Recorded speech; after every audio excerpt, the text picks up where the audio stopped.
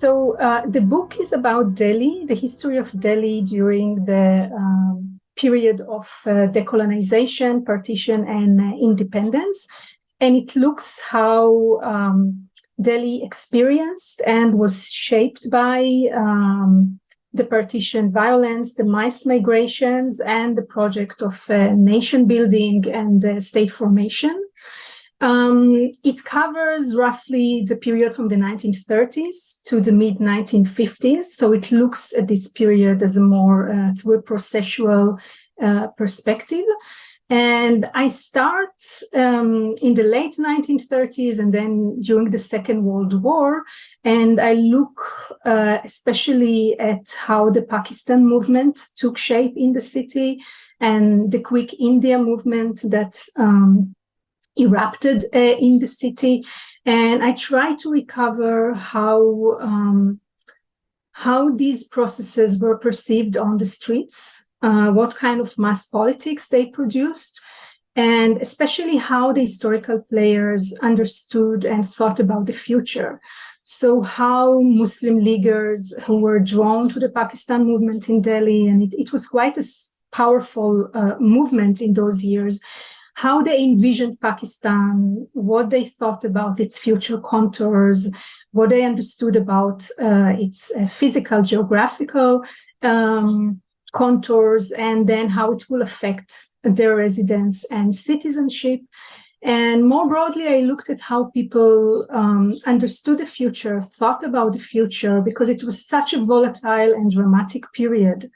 So I really try to get to understand how people experienced it, how they envisioned their future. And then I realized that it was a period of deeply utopian sensibilities and thoughts about the future. And this kind of utopia and millenarian sense of time, so to speak, shaped a very powerful political culture and violent political culture on all sides.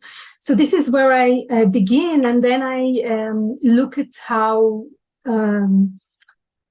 the fact of partition and of Pakistan basically came to the fore territorially through the violence and through the mass migrations, the arrival of the refugees from West Pakistan, the violence against the Muslims who were driven out of the city, and then how this produced lingering dilemmas and tensions over who belonged in the city, questions of citizenship, of secularism, and religious nationalism. And then I think the second set of tensions is concerning the legacy of authoritarian rule, the colonial authoritarian rule, and then how it clashed with the democratization, the amazing democratization of life in independent India, including civil liberties. And then how this tension was negotiated during the first years of partition, especially through debates about surveillance and preventive detentions.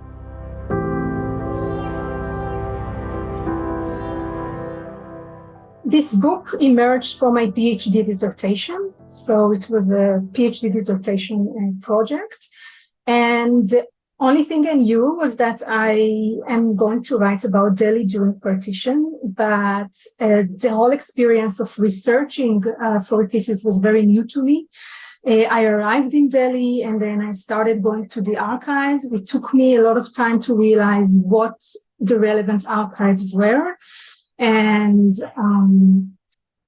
what kind of materials I would even look at, because most of this history has not been covered before. So I based myself mostly in the Delhi State Archives, which I found extremely helpful, and then in Tin Murti, and to a lesser degree also in the National Archives of India. And initially I just started, searching their indexes, searching the files, and very gradually and slowly I started to build up and piece together the major events and juncture and historical players in this city. And my method, well, I didn't have really a method. It was a trial and error. But eventually what happened was that I pieced together different fragments and sources from different archives and archival levels. And I looked at both more localized and low bureaucracy level of sources and the highest politics levels. And then I put them together to reveal specific episodes and conflicts and processes in the city. As I'm that kind of historian who is really interested in the lived experience of the big events and the processes and the crisis. I'm interested in trying to recover the texture of everyday life and how people really made sense of the historical times they lived through, of these crises. What were their fears and imaginations, and how these were constrained and shaped by their legacies and structures and past experiences. And I think this kind of approach really requires putting together very different kind of sources. The high politics sources and the more localized sources, vernacular, as well as English language, and of course, memoirs and fictions. So putting together all these sources allowed me to get closer to that thick description, if you'd like. What I try to do in the book is really look at the how there is an intersection between ideological realm and ideological debates, very principled debates on the one hand that were played out in Parliament, and on the other hand, much more prosaic questions in micropolitics of localities, the importance of local bosses, more like shady personalities in the local neighborhoods, questions of corruption, informal economy, and how history is really made from the intersections of these different levels of life. I think this is the history of Delhi that I found or I recovered in this period.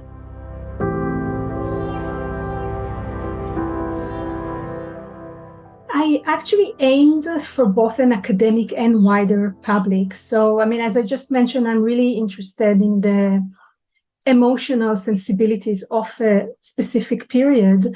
And for this reason, while I was writing the book, I tried to balance the demands of academic rigor, of looking into the details and all the nitty-gritty of footnotes, with a lot of attention to narrativization. So I really wanted to do justice, to Delhi, to this grand city and this dramatic history and the people who lived through that, and try to recover and then convey this period and what they went through almost like a novel. So like a fiction. So I think this is what I aim to do, to write an academic work that reads almost like a novel. So far, I think that the main audience that read and commented on that was actually my colleagues and other people in the academic world. I'm not sure yet to what extent it's actually reached the wider publics in India. I hope very much that it will, but the feedback I received so far was mainly from more strictly academic circles.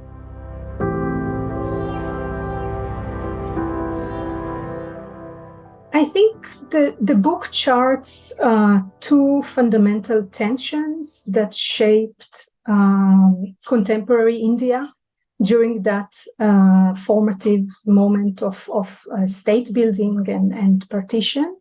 One is this tension, or if you will, even contradiction between a secular democracy that is established through religious-based partition, that is accompanied by religious-based ethnic cleansing and really horrific violence, and the book shows how this tension shapes neighborhood life and the public sphere, the vernacular public sphere, and different localities during this very initial moment. And I think we can see that this tension between religious nationalism and secularism affects questions of belonging and citizenship in Delhi until today, even more so today. So in this sense, it is very relevant.